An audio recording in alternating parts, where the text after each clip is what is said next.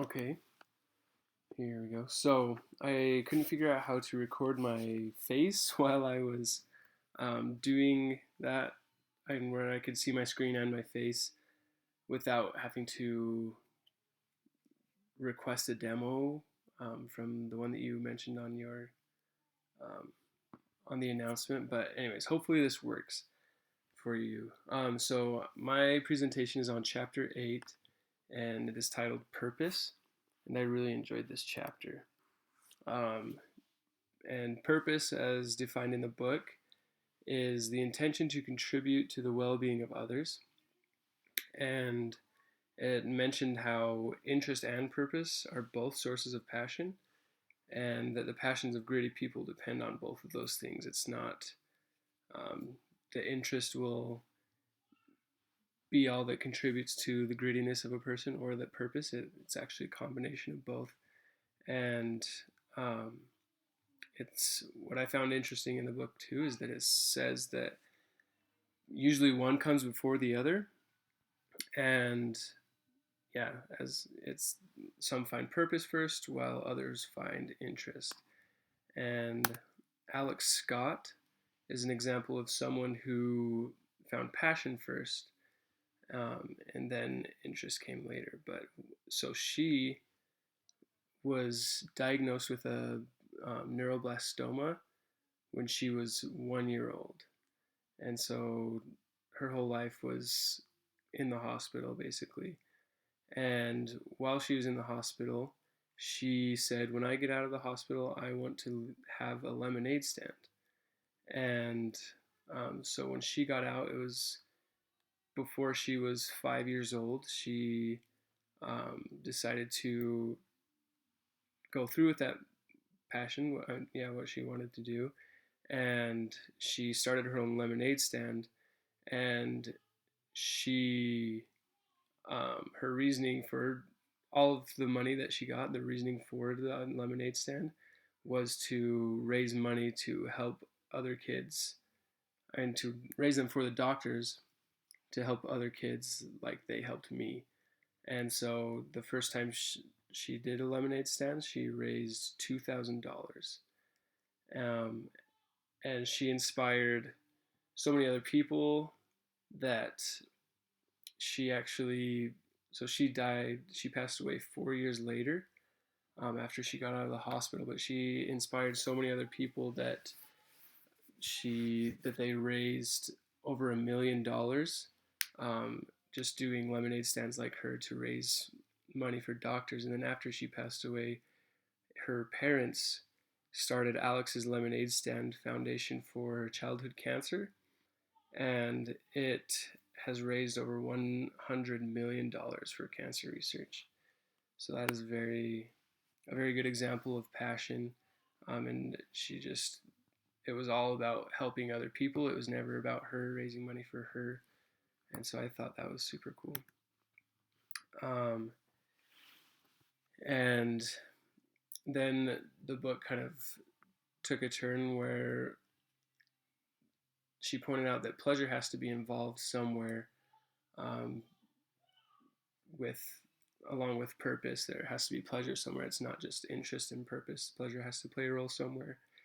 And so she looked at Aristotle, um, and she pointed out, to some extent, we are all hardwired to pursue both hedonic and eudaimonic happiness. Hopefully, I said those right. Eudaimonic um, is defined as in harmony with one's good inner spirit, and in harmony with one's good is you, and then inner spirit is daemon. Then hedonic, however you would say that, aims is aimed at positive in the moment self-centered experiences. So that's more to please yourself rather than eudaimonic, where it's reaching out to other people.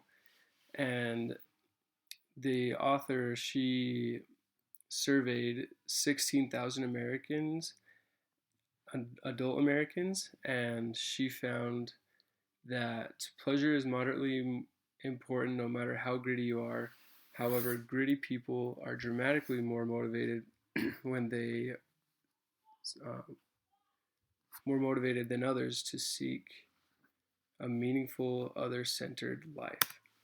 And so here's the kind of the graph that she made from that survey. And so the grittier that you are, the more purpose that is present. And so I guess the more purpose that you have, the more grit you also tend to have. And she also wanted to just point out with the pleasure aspect that it's not like they're they're seeking less pleasure than other people. They're not just these complete saints without seeking any pleasure, but they find that pleasure in other ways, I guess. Um, it's through that purpose. And so the more purpose you have, um, you tend to be more gritty, have more grit, I guess would be the way to say it. And then she mentioned the story of three bricklayers, and I really liked this part. Um, so there were three bricklayers, and someone asked them, "What are you doing?" And the first bricklayer says, "I am laying bricks." The second says, "I am building a church." And the third says, "I am building a house of God," the house of God. And so, as you can tell, there's a big difference between each one of those people, even though they're doing the same thing. And their responses are very different. And the book mentioned that the first one has a job, and the second bricklayer has a career, and the third one has a calling. And I thought that was really cool. And it says, only a minority of workers consider their occupation a calling. Those who do are significantly grittier than those who feel that job or career more aptly describe their work. Um, and then it also mentions that how you see your work is more important than your job title, which is meaning that she lists examples of people who may not be doing the most, what might not seem like the most satisfying job, such as janitors or um, secretaries, just anything. There's a transit engineer that we'll talk about later, and so it can apply to any career, any job, but it ends up being more how you see that job, and we'll talk more about that. Oh yeah, and so here's the New York City Transit engineer. So Joe Leader, he's an example of interest preceding passion.